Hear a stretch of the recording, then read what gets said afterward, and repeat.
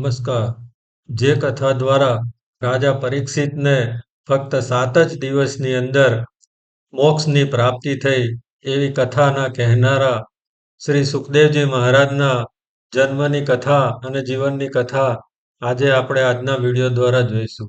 તો સુખ મુનિનો જન્મ ક્યારે થયો હતો? સુખ મુનિનો જન્મ કેવી રીતે થયો હતો? શિવ પાર્વતી વચ્ચે તકરાર કોણે કરાવી? બ્રહ્માંડમાં સૌથી મૂલ્યવાન વસ્તુ કઈ છે? અમર કથા કોણે કોને સંભળાવી? હરિકથા ક્યાં થઈ શકે? સુકમુનિ 12 વર્ષ સુધી ક્યાં રહ્યો? શ્રી કૃષ્ણએ સુકમુનિને શું વરદાન આપ્યું? સુકમુનિ પોપટનો અવતાર હતા? સુકમુનિ કોના સંતાન હતા? વ્યાસજીએ પુત્ર મોહમાં શું કર્યું હતું? એ આ સર્વ પ્રશ્નોનો ઉત્તર આપણે આ કથા દ્વારા મેળવવા માટેનો પ્રયત્ન કરીશું. તો એક સમયની વાત છે કે દેવોની સભા દેવલોકની અંદર ભરાઈ હતી. ત્યાં આગળ સર્વ દેવો, બધા દેવો હાજર હતા. ઇન્દ્ર હાજર હતો, ગંધર્વ હાજર હતા, ઋષિ મુનિઓ હાજર હતા. એ સભાની અંદર એક પ્રશ્ન થયો કે ભાઈ, આ દુનિયાની અંદર, આ બ્રહ્માંડની અંદર સૌથી મૂલ્યવાન વસ્તુ શું છે? એ પ્રશ્નમાં દરેક વ્યક્તિ જુદા જુદા ઉત્તર આપતા હતા. કોઈએ કહ્યું કે આ દુનિયાની અંદર, આ બ્રહ્માંડની અંદર એ સોનું સૌથી મૂલ્યવાન છે. કોઈએ કહ્યું કે આ બ્રહ્માંડની અંદર એ હીરા માણેક સૌથી મૂલ્યવાન છે. દરેક વ્યક્તિ પોતપોતાની રીતે ત્યાં આગળ ઉત્તર આપતા હતા. તે વખતે ત્યાં હાજર ઋષિ મુનિઓએ દેવોને સમજાવ્યું કે આ દુનિયાની અંદર સૌથી મૂલ્યવાન વસ્તુ જો કોઈ હોય તો એ પ્રેમ છે. તો બધાને એ વસ્તુ ગળે ઉતરી કે ભાઈ ચલો, દુનિયામાં સૌથી મૂલ્યવાન વસ્તુ એ પ્રેમ છે. પછી બીજો પ્રશ્ન ઉદ્ભવ્યો કે ભાઈ, જો મૂલ્યવાન વસ્તુ પ્રેમ છે તો આ પ્રેમ ક્યાં મળે અને કોની વચ્ચે સૌથી સારો પ્રેમ છે? તો દરેક વ્યક્તિ પોતપોતાની રીતે ઉત્તર આપતા રહ્યા. કોઈએ કહ્યું કે ભાઈ, શ્રી કૃષ્ણ ભગવાન અને માતા લક્ષ્મીજી વચ્ચે સાચો પ્રેમ છે. કોઈએ કહ્યું કે બ્રહ્મા અને બ્રહ્માણી વચ્ચે સાચો પ્રેમ છે. કોઈએ કહ્યું કે ઇન્દ્ર અને ઇન્દ્રાણી વચ્ચે સાચો પ્રેમ છે. પણ સર્વશ્રેષ્ઠ જવાબ એ જ હતો કે ભાઈ, માતા પાર્વતી અને શિવજી વચ્ચેનો જે પ્રેમ છે એ ખરેખર સર્વશ્રેષ્ઠ અને સાચો અને ઉત્તમ પ્રેમનું ઉદાહરણ છે. કારણ કે બંને એક જ અંગની અંદર આપણે જોઈએ કે અર્ધનારેશ્વર તરીકે અડધું અંગ માતા પાર્વતીનું અને અડધું અંગ દેવાધિદેવ શિવજીનું. એ રીતે અર્ધનારેશ્વર તરીકે બંને અડધા અડધા અંગમાં પણ છે, એક થઈને રહે છે. તો આ બધી વાત જાણી અને નારદજીને એમ થયું કે ભાઈ, જો સાચો પ્રેમ શિવ પાર્વતીનો હોય તો એમને થોડું એવું લાગે કે ભાઈ, મારા પિતા બ્રહ્મા અને બ્રહ્માણીનો સાચો પ્રેમ કેમ નહીં? હું જેમને માનું છું એવા નારાયણ અને મા લક્ષ્મી વચ્ચે સાચો પ્રેમ કેમ નહીં? તો એમણે ત્યાં આગળ કહ્યું કે હું જો આ બંને શિવ અને પાર્વતી વચ્ચેનો પ્રેમની પરીક્ષા લઉં ને એમનો ઝઘડો કરાવું તો તમે માનો કે ભાઈ, એના સિવાય નારાયણ અને લક્ષ્મીજી અથવા બ્રહ્મા અને બ્રહ્માણી વચ્ચેનો પ્રેમ સાચો છે. બધાએ વિચાર્યું ભાઈ, પ્રયત્ન કરી જુઓ. પ્રયત્ન કરો, તમને શું પરિણામ મળે છે એ આગળનો સમય બતાવશે. તો આ બધું જાણી એક દિવસ નારદજી છે એ કૈલાસ પર્વત પર ગયા. સમય જોઈને ગયા હતા કે ભાઈ, જે ટાઈમે દેવાધિદેવ ભોળાનાથ એ કૈલાસ પર હાજર ન હોય. કૈલાસ પર જઈ અને માતા પાર્વતીને પ્રણામ કરે. ભાઈ, પ્રણામ માતાજી, કેમ છે હાલ હવાલ? ભોળાનાથ ક્યાં છે? એવા પ્રશ્નો પૂછ્યા. માએ કહ્યું, ભોળાનાથ તો કંઈક બહાર ગયા છે, પણ આવો, તમે સારો મીઠો આવકાર માતા પાર્વતીએ આપ્યો. તો એ વખતે નારદજીએ થોડી કાનભંભેરણી કરી કે ભાઈ, તમને ખબર છે કે ભાઈ, શિવજીએ તમારા સિવાય પણ ઘણા બધા લગ્ન કર્યા છે. તો માતા પાર્વતીને આ વસ્તુ છે એ થોડી અજીબ લાગી. એમણે કહ્યું કે ના હોય, ભોળાનાથે તો મારી સાથે જ લગ્ન કર્યા છે. તો શિવજીએ કહ્યું કે ભાઈ, નારદજીએ કહ્યું કે નાના, શિવજીએ ઘણા બધા લગ્ન કર્યા છે. તમે આવે ત્યારે તેમને પૂછી જોજો, તમને સાચો જવાબ ત્યાં આગળ મળશે. આપણે જાણીએ કે ભાઈ, શિવજીએ પૂર્વમાં સતીજી સાથે લગ્ન કર્યા હતા. એમના લગ્ન થયા, પણ દરેક વખતે એમના જે લગ્ન થયા એ પાર્વતી સ્વરૂપ માં સાથે જ લગ્ન થયા હતા. ખાલી ખાલી સ્વરૂપ એ બધાના અલગ હતા. તો આ પ્રશ્ન સાંભળી અને તે આગળ માતા પાર્વતી એ શિવજી પર નારાજ થયા. નારાજ થયા એટલે થોડી વાર રહીને નારદજીને લાગ્યું કે ભાઈ આપણે હવે અહીંથી જવું પડશે. એટલે નારદજી નારાયણ નારાયણ કરતા ત્યાંથી નીકળી ગયા. થોડો સમય પછી શિવજી કૈલાસ પર્વત પર આવે છે. કૈલાસ પર્વત પર આવે છે ત્યારે એમને આવકાર રોજ કરતા ઠંડો મળે છે. આમ પણ પત્ની નારાજ હોય ને એટલે ઘરે આવો પહેલા જો તો તમને ઠંડો આવકાર મળે. સરખી રીતે પાણી ના આપે, ચાનો ભાવ ના પૂછે. કે ભાઈ બીજી બધી વાત કરે તો મોઢું ફેરવી લે તો માનવું કે ભાઈ પત્ની નારાજ છે એમ. શિવજી ભોળાનાથ તે આગળ આવ્યા તો એ વખતે માતા પાર્વતી એમને ઠંડો આવકાર આપ્યો. એ જોઈ શિવજીને ખબર પડી કે ભાઈ માતાજી નારાજ છે. એટલે એમણે એમને મનાવવા માટેનો પ્રયત્ન કર્યો. મનાવવા માટેનો પ્રયત્ન કર્યો તો માતાએ પૂછ્યું કે ભાઈ મને વાત ખબર પડી કે ભાઈ તમે ઘણા બધા લગ્ન કર્યા છે. શિવજીએ કહ્યું કે જોયું કે ભાઈ આ વસ્તુ અમને કોણે કહી? એટલે ધ્યાનમાં જોયું તો ખબર પડી ભાઈ નારદજી અમને આ વાત કહીને જતા રહ્યા છે. એટલે એમણે ત્યાં આગળ માતાજીને સમજાવવા માટેનો ટ્રાય કર્યો કે ભાઈ એવું નથી કે મારા જે પણ લગ્ન થયા છે બધા જ તમારી સાથે થયા છે. તમારો અવતાર એ દરેક વખતે અલગ અલગ થાય છે અને એ અવતાર થકી તમારા તે વખતે મારી સાથે લગ્ન થાય છે. એટલે પાર્વતીએ પૂછ્યું ભાઈ એવું કેમ? કે મારે એકાલાએ જ કેમ મરવું પડે ને મારે જ કેમ વારંવાર જન્મ લેવો પડે? તો એના જવાબમાં શિવજીએ જવાબ આપ્યો કે ભાઈ મેં તો અમર કથા સાંભળેલી છે એટલે મારું મૃત્યુ નથી. પણ તમારું મૃત્યુ થાય છે. એટલે પાર્વતીજીએ સ્ત્રી હઠ લીધી કે ભાઈ જો અમર કથા તમે સાંભળેલી છે તો તમે મને પણ સંભળાવો. તો મને પણ અમર કરી દો કે ભાઈ મારે વારંવાર જન્મ ના લેવો પડે. એટલે શિવજીએ ઘણા સમજાવવા માટેનો પાર્વતીજીને સમજાવવા માટેનો ટ્રાય કર્યો. પણ સ્ત્રી હઠ આગળ ભોળાનાથ એ નમતું જોખવું પડ્યું અને આખરે માતા પાર્વતીને એ અમર કથા સંભળાવવા માટેનું નક્કી કર્યું. તો આ અમર કથા સંભળાવવા માટે માતા પાર્વતીને લઈ અને શિવજી એ પૃથ્વીલોક પર આવે છે. કહેવાય છે કે ભાઈ કોઈ પણ પ્રકારની જે કોઈ પણ કથા વાર્તા છે એ કથા વાર્તા એ પૃથ્વીલોક પર જ શક્ય છે. એઓને પણ જો દુર્લભ હોય કારણ કે દેવલોકની અંદર, ઇન્દ્રલોકની અંદર પણ કથા વાર્તા એ ભગવત કથા એ શક્ય નથી. જો એમને પણ ભગવત કથા સાંભળવી હોય તો એ ભગવત કથા સાંભળવા માટે અથવા ભગવત કથા કરવા માટે એમણે પૃથ્વીલોક પર જન્મ લેવો પડે.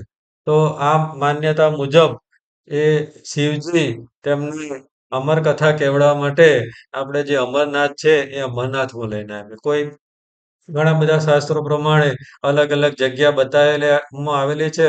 પણ કેટલીક કથાઓમાં અંદર એ અમર કથા માટે અમરનાથમાં લઈને આવે છે.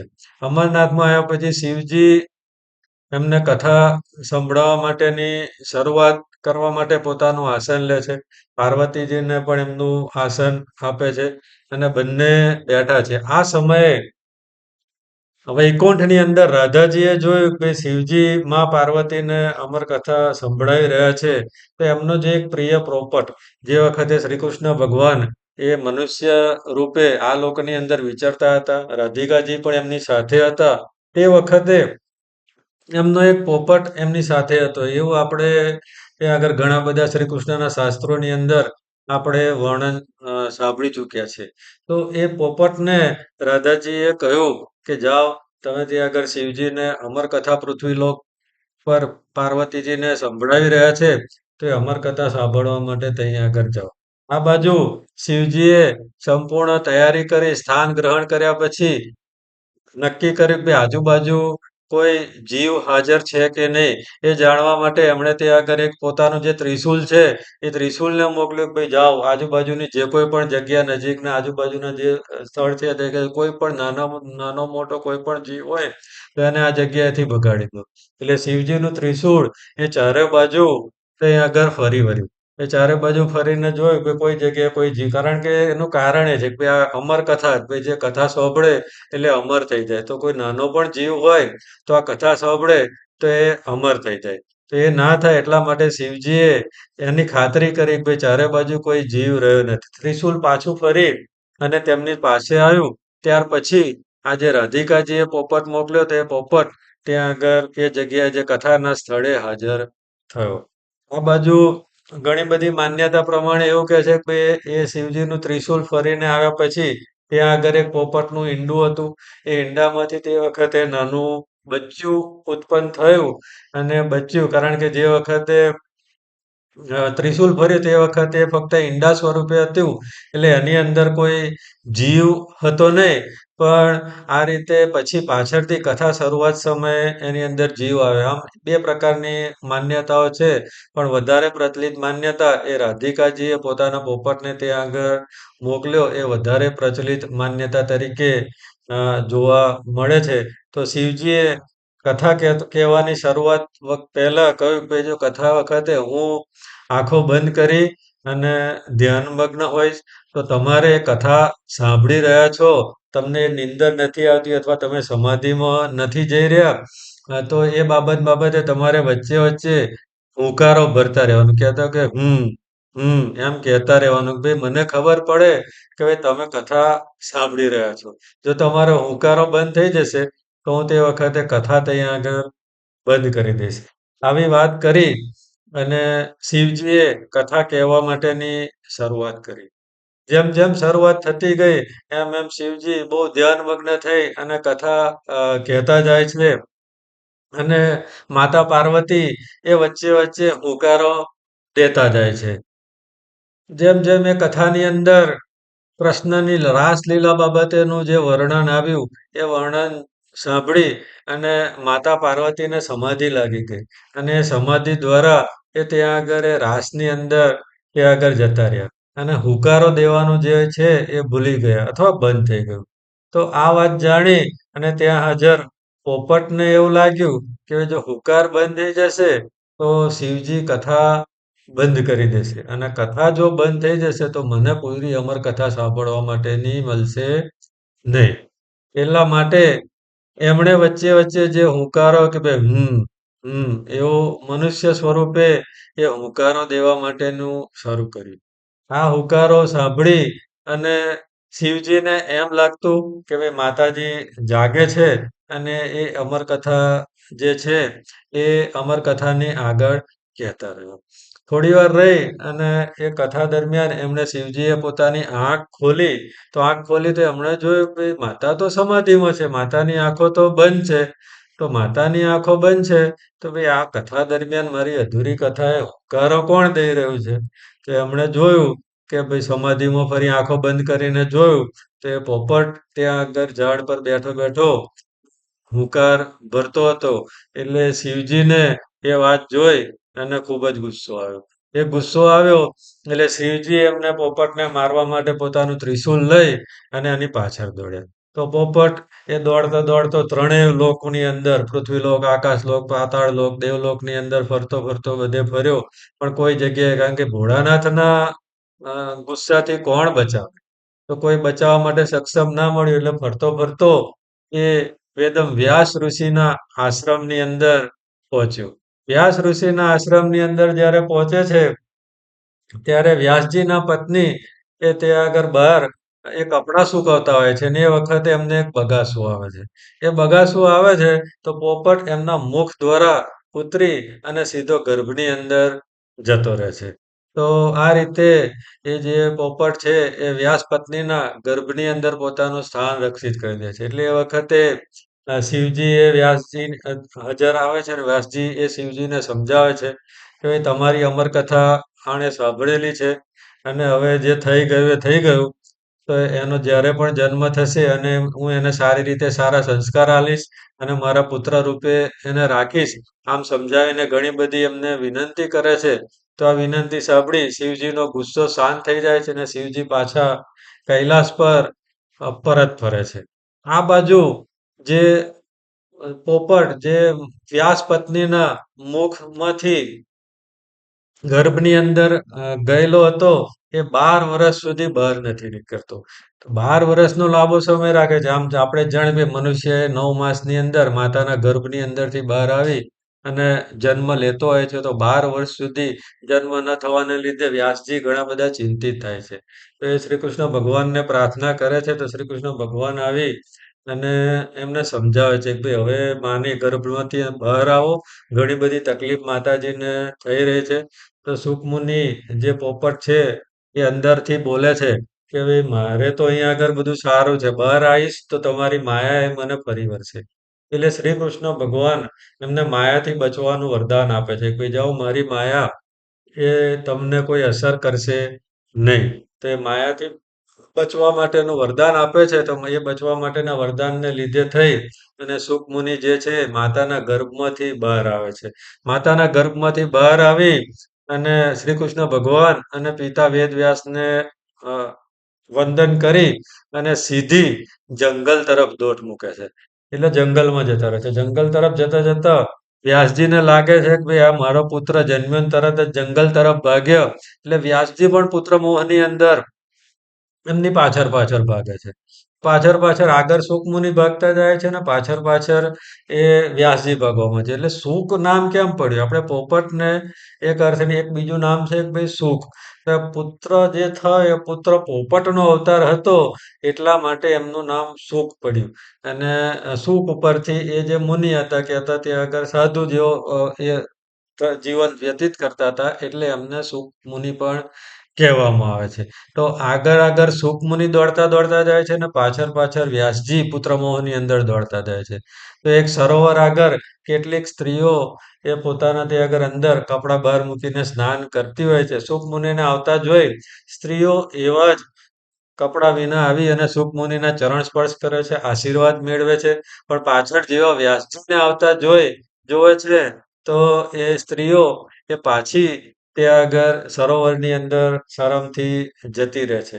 તો આ જે ઘટના છે એ જ બતાવે છે કે સુખમુનિને કોઈ પણ પ્રકારની માયા એ લાગતી નથી. જ્યારે વ્યાસજીને એ માયા લાગી શકે છે. ભલે બહુ મોટા ઋષિ મુનિ પણ હોઈ શકે. તો એ એક ઘટના ત્યાં આગળ ઘટે છે. પછી સુખમુનિ એ જંગલની અંદર જ પોતાનું જીવન વ્યતીત કરતા હોય છે. આ બાજુ વ્યાસજીને ઘણું બધું એ થાય છે કે ભાઈ મારો પુત્ર જંગલમાં રહે છે, જંગલમાં રહે છે. તો એ એમના જે શિષ્યો છે એ રોજ એ જંગલમાં લાકડા લેવા કે બીજા ફળ-ફળાદી લેવા માટે જતા હોય તો એ શિષ્યોને તે વખતે ભાગવતના 2 શ્લોક ગાવા માટેની આજ્ઞા કરે છે.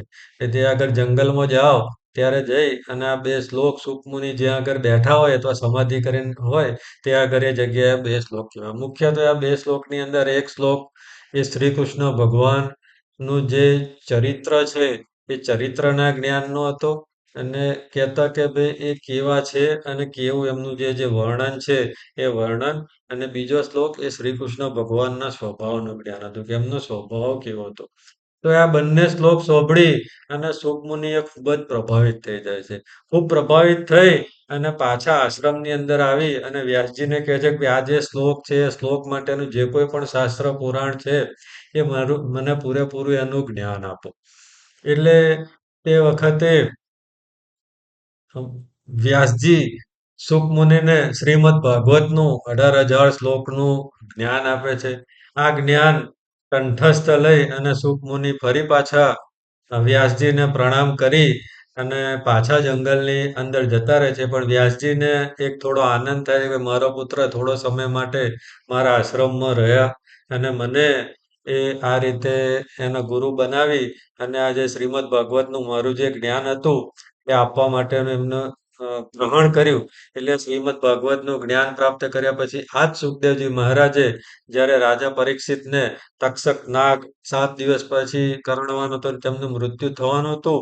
તો એ 7 દિવસ દરમિયાન આ જ શ્રીમદ ભાગવતનું કથાનું જે પાન એ રાજા પરીક્ષિતને કરાવ્યું હતું અને એ શ્રીમદ ભાગવતની કથાના સાંભળવાને લીધે એ રાજા પરીક્ષિતનો એ મોક્ષ થયો હતો. તો આવી એ ઉત્તમ શ્રીમદ ભાગવત કથાના જે વક્તા એ સુખદેવજી, સુખમુનિ અથવા સુખજી એ એમની કથા છે. આમ તો એમના જીવનની બીજી ઘણી બધી કથાઓ છે એ આપણે ફરીના વિડીયોની અંદર જોઈશું. તો આજ માટે આટલું જ. તો સર્વને જય માતાજી, જય શ્રી કૃષ્ણ. ઓમ નમઃ પાર્વતી પતે હર હર મહાદેવ.